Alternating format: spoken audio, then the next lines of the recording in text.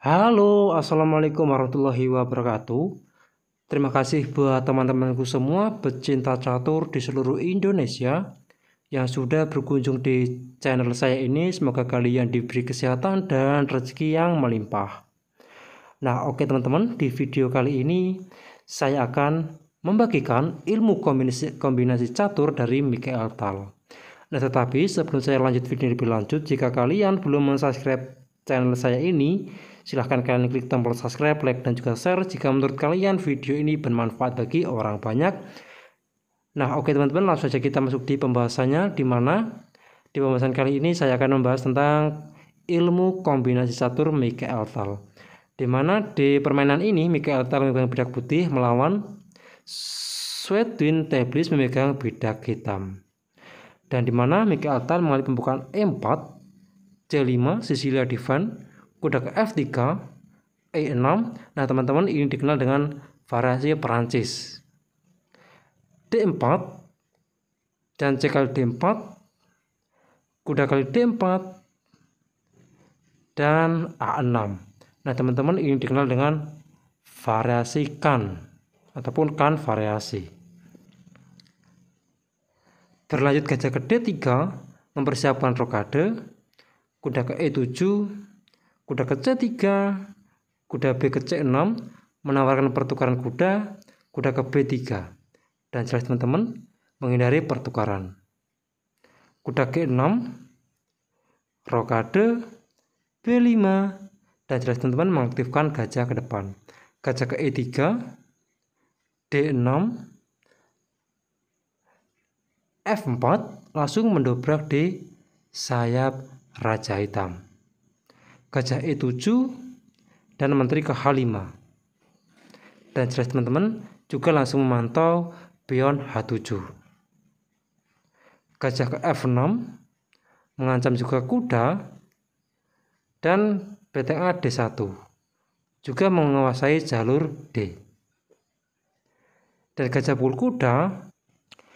Nah teman-teman, sebelumnya di langkah yang ke-12 ini, apabila hitam mencoba untuk rokade, maka di seperti ini putih bisa juga langsung menjawab dengan E5, mengancam gajah, menawarkan pertukaran pion, dan sekaligus mengaktifkan gajah terang putih.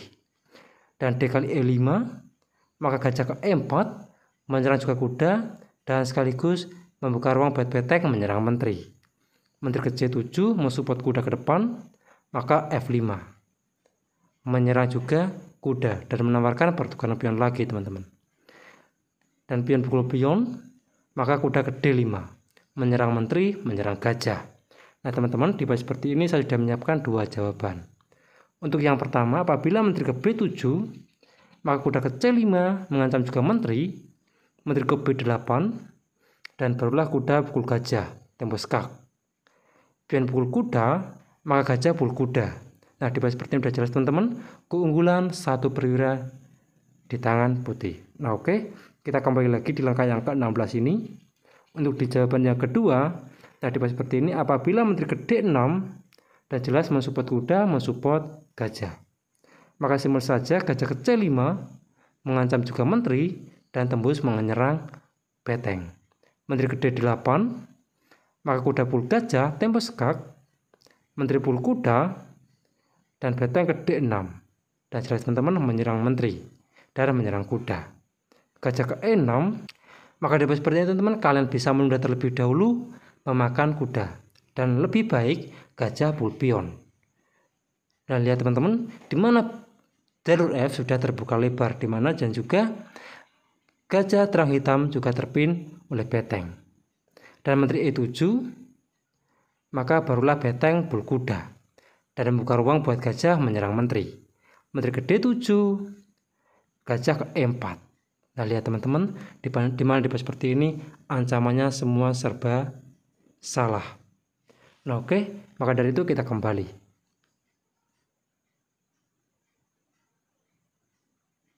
Nah maka dari itu teman-teman, di seperti ini Swedwin memilih dengan gajah pukul kuda. Dan pion pukul gajah, menteri ke C7 menguasai baris ke-7, benteng D2, dan jelas teman-teman bersiap untuk menumpuk benteng. Kuda C ke E7 membuka ruang buat menteri buat menyerang pion C3. Nah, di pos seperti ini Mikhail Tal tidak menyelamatkan pion C3 dan dia lebih memilih dengan kuda ke D4, dan setelah gajah ke D7 mengaktifkan perwira ke depan. Nah, teman-teman, sebelumnya di pos seperti ini apabila dijawab dengan menteri pukul pion, maka F5, E kali F5 dan E kali F5 mengancam kuda. Kuda ke E5, maka menteri G5. Dan jelas teman-teman menyerang pion G7. H6 menyerang juga menteri, maka menteri ke G3. Nah, teman-teman, di pos seperti ini saya sudah menyiapkan dua jawaban. Yang pertama kuda ke D5 menyerang juga gajah, maka di pos seperti ini kalian bisa menjawab dengan kuda kali pion B5. Pengorbanan perwira kuda. Dan setelah pion pukul kuda, maka gajah pukul pion, tembus skak. Gajah ke D7 dan beteng pukul kuda. Gajah pukul gajah, beteng pukul gajah. Dan di seperti ini teman-teman, keunggulan ada di tangan putih.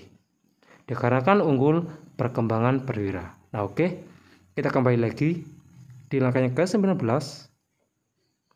Nah, teman-teman, di langkah yang ke-19 ini jawaban kedua yaitu adalah kuda kali gajah.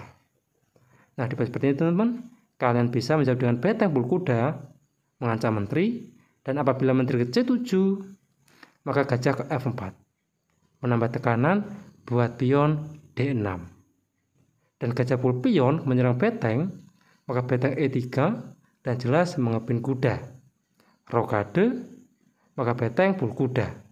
Nah, teman-teman, di pos seperti ini apabila beteng dipukul oleh menteri, maka kuda juga akan memukul gajah dan ancamannya skakmat. Nah, maka dari itu menteri ke C5, gajah ke E3 juga mensupport kuda, maka gajah pukul pion, beteng C1. Nah, lihat teman-teman, di mana di pos seperti ini udah jelas keunggulan posisi juga ada di tangan putih. Nah, oke, kita kembali lagi teman-teman di langkah aslinya.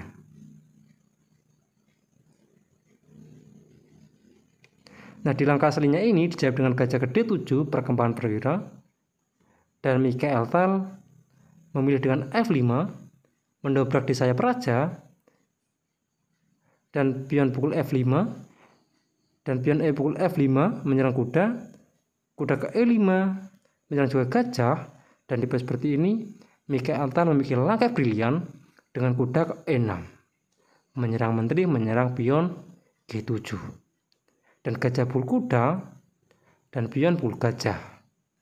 Dan jelas teman-teman, pion di petak F7 tidak dapat memukul pion dikarenakan sedang dipimpin oleh menteri.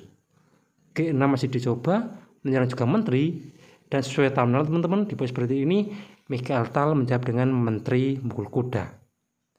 Dan ini adalah langkah brilian teman-teman, menyerang beteng. Dan apabila pengorbanan diterima D kali E5, maka pion pukul pion, tembus skak. Dan di pos ini juga hitam menyerah. Dan apabila dilanjutkan, misalkan saja raja ke F8, maka gajah ke H6 skakmat. Nah, oke, kita kembali lagi di pos seperti ini. Apabila raja ke D8, maka F8 promosi beteng, tempo skak, dan beteng pukul beteng, beteng pukul beteng, skak, raja ke D7, maka gajah ke F5, skak double, raja ke C6, gajah ke E4, skak, tembus menyerang beteng, kuda ke D5, maka gajah pukul kuda, tempo skak, raja ke D6 kembali. Nah, teman-teman, di pos seperti ini kalian bisa menunda terlebih dahulu memukul beteng, dan bisa juga beteng F6 skak.